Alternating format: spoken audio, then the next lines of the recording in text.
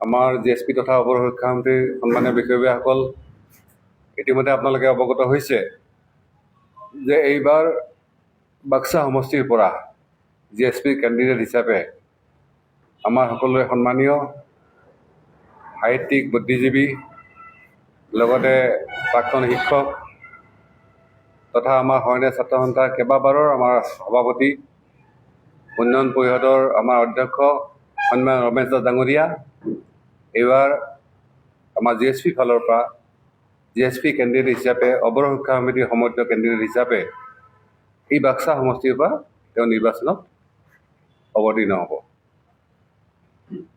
এই চেগতে মই আমাৰ কেণ্ডিডেট ডাঙৰীয়াক আমাৰ সকলো পক্ষৰ হৈ আন্তৰিক শুভেচ্ছা অভিনন্দন জনাইছোঁ আৰু সফলতা কামনা কৰিছোঁ। আমি দৃঢ় বিশ্বাসী এইবাৰ নিশ্চিতভাৱে বাক্সা সমষ্টিত আমি যুঁজ দিয়াই নহয়, এই সমষ্টিটো এইবাৰ আমি জিকিব পাৰিম, এইটো আমি আশা ৰাখিছোঁ। ইতিমধ্যে আমি BTCত আউট অফ 15 12টা প্ৰস্তুতি চলি আছে। যিহেতু আমাৰ বিজেপি BPF এতিয়ালৈকে ডিক্লেয়াৰ হোৱা নাই, আমি আজি এইটো প্ৰথম আমাৰ BTCৰ সমষ্টি আমি ঘোষণা কৰিছোঁ আৰু বাকী 11টা যি সমষ্টি আছে আমি আশা কৰোঁ আজি সকলোৱে ডিক্লেয়াৰ কৰাৰ পিছত কালি আমি ডিক্লেয়াৰ কৰিব পাৰিম। ইতিমধ্যে আমাৰ দুটা সমষ্টিত যোৱাকালি আমি গুৱাহাটীত ডিক্লেয়াৰ কৰিছিলোঁ। এটা হ'ল আমাৰ নিউ গুৱাহাটী, ঠিক তেনেকৈ বিশ্বনাথত আছে। নিউ গুৱাহাটীত আমাৰ এডভকেট হাইকোৰ্টৰ প্লাছ সু গায়িকা চিন্ময়ী ভূঞা বৰদলৈ ডাঙৰীয়ানীক দিয়া হৈছে। ঠিক তেনেকৈ আমাৰ বিশ্বনাথত মহম্মদ ছাইদুল আলমক দিয়া হৈছে। আৰু একেলগে আমি আপোনালোকক অৱগত কৰিব বিচাৰিছোঁ, ইতিমধ্যে আমাৰ আপোনালোকৰে বন্ধু ভাৰত ৰাজবংশী ডাঙৰীয়া আমাক এটা প্ৰস্তাৱ দিছে যে তেওঁ খুব উৎসাহী মানে ইলেকশ্যন খেলাৰ কাৰণে আমাৰ নতুনকৈ হোৱা টিহু সমষ্টিত। গতিকে এইটো বিবেচনাধীন, তেওঁৰ কথাখিনি আমি পাতি হয়তো আমি জিএছপিৰ ফালৰ পৰা তেওঁক কেণ্ডিডেট হিচাপে আমি দিব পাৰোঁ। আৰু লগতে বাকী যিকেইটা সমষ্টি আমি কৈছোঁৱে যে আজি বা কালি BPF বা সেই ডিক্লেয়াৰ কৰাৰ পিছত আমি সেইকেইটা ডিক্লেয়াৰ কৰিম।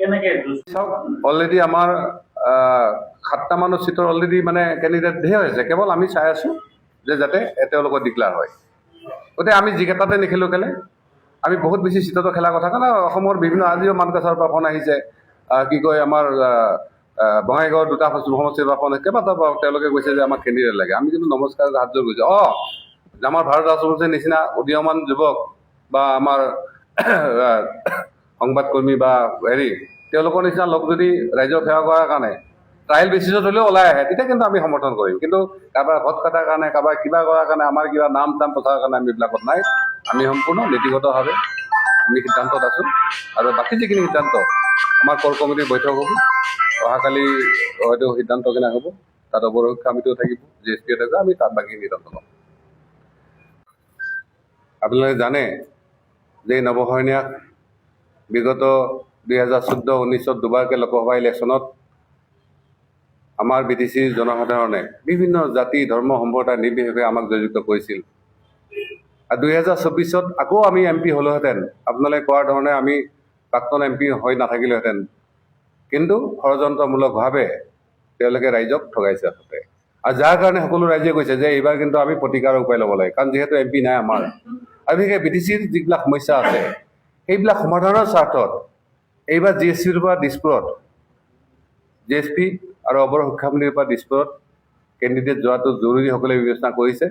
আৰু এই মেছেজটোৱে আমি ৰাইজৰ পৰা পাইছোঁ আৰু সকলোকে আমি এইটো ডেলিভাৰ কৰিম। আমাৰ দৃঢ় বিশ্বাস যে বিশেষকৈ ৰমেশ দাস ডাঙৰীয়া আমাৰ বাক্সাত হোৱাৰ লগে লগে, কাৰণ তেওঁক নজনা মানুহ নাই, বিশেষকৈ আমাৰ যিখিনি ইণ্টেলেকচুৱেল আছে, সাহিত্যিক আছে, বুদ্ধিজীৱী গোটেইখিনি, আৰু উঠি অহা চামৰ পৰা তেওঁৰ বয়সৰ বা তেওঁৰ আগে পিছে যিখিনি আছে সকলোৱে এইটো ভালকৈ জানে। আপোনালোকে নিজেও গম পাইছে যে এজন ৰাজনীতিত জড়িত নথকা মানুহ কি মানে কাৰণত ৰাজনীতি আহিব লগা হৈছে আপুনি নিজেও জানে। তেখেতে নিশ্চয় এই ব্যাখ্যাটো কৰিব। মই আপোনালোকৰ আটাইৰে সহযোগিতা আশা কৰিছোঁ। বিশেষকৈ আমাৰ বাক্সাৰ এটা ৰাইজ ধৰ্ম বৰ্ণ জাতি নিৰ্বিশেষে সকলোৱে আহ্বান জনাইছোঁ এইবাৰ যাতে সকলোৱে ৰমেশ দাস ডাঙৰীয়াক ছাপোৰ্ট কৰে। আৰু এইটো ইলেকশ্যন তেওঁৰ ইলেকশ্যন নহয় বা মোৰ ইলেকশ্যন নহয়, আমাৰ জিএছপিৰ, এইটো ৰাইজৰ ইলেকশ্যন।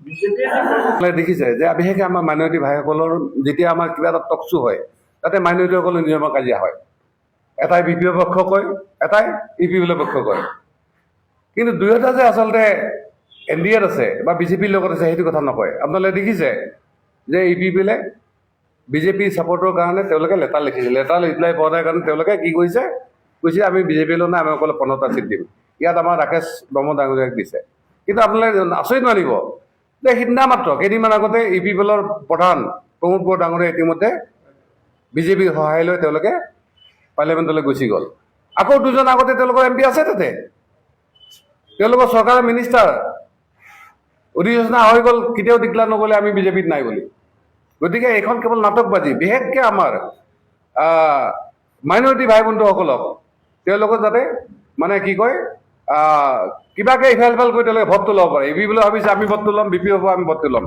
কিন্তু আপোনালোকে জানে যে তেওঁলোকে কিন্তু বিজেপিৰ পলিচিত গৈছে আৰু বিজেপিৰ পলিচি এটাই মানে বি টি চি বুলি কিছু নহয় ইয়াত মাইনৰিটি উৎখাত হ'ব লাগে তেওঁলোকৰ ঘৰ বাৰী ভাঙি চিঙি মাটি ধৰি অধিকাৰৰ পৰা বঞ্চিত কৰিব লাগে দৰকাৰ হ'লে এছ আৰ হওক এছ আই আৰ হওক তেওঁলোকৰ ভোটটো কাটিব লাগে গতিকে আমি সেইবিলাকত নাই আমি আমাৰ কথা হ'ল আমাৰ ৰাইজৰ অধিকাৰ মৰ্যাদাৰ প্ৰশ্নৰ কাৰণে প্ৰাপ্তিৰ কাৰণে আমি যুঁজিছোঁ গতিকে ইউ পি পিলে কি কৰে বি পি এফে কি কৰে বিজেপিক আমাৰ মতলব নাই আমি কাৰো লগত লাজ নাই আৰু আপোনালোকে ইয়াত ভাল কথা ইয়াত কিন্তু ইউ পি পিএলৰ ৰাজনীতি কি দিছপুৰ চল নহয় কি চল বি টি চি চল বি টি চিত যোৱাবাৰ তেওঁলোকে মেজৰিটি নোহোৱাৰ পিছতো ক'ত কৌশল কৰি মেজৰিটি ল'লে এইবাৰ মেজৰিটি দেখা চৰকাৰখনকো তেওঁলোকে কেনেকৈ উৎখাত কৰি আকৌ চৰকাৰ ল'ব পাৰে সেইটো পলিচিত আছে গতিকে আমি এইবিলাকত নাই আমাৰ কথা হ'ল আমি কোনো সাম্প্ৰদায়িক শক্তিৰ লগত নাই কোনো ৰেচিয়েল শক্তিৰ ফৰ্চৰ লগত আমি নাই আমি জাতি ধৰ্ম বৰ্ণ নিৰ্বিশেষে আমি এটাই বিচাৰোঁ